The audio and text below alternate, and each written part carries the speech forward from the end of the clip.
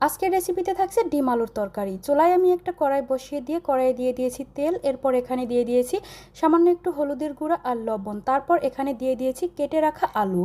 আলুটাকে এখন 4 থেকে 5 মিনিট আমি ভেজে নেব। এরকম একটা গোল্ডেন ব্রাউন কালার আসলে নামিয়ে নেব। এখন দিয়ে দিলাম এলাচ, দারচিনি, তেজপাতা, পেঁয়াজ কুচি দিয়ে নেড়েচেড়ে নরম করে ভেজে নেব।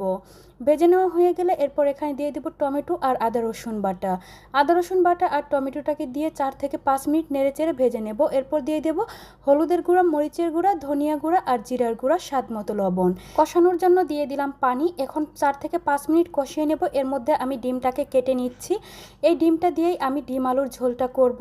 মশলাটা আমার কষানো হয়ে গেছে। এখানে আমি আলুটা দিয়ে দিলাম। আলুটা দিয়ে 2 মিনিটের মতো কষিয়ে নিয়ে ডিমটা দিয়ে দিলাম।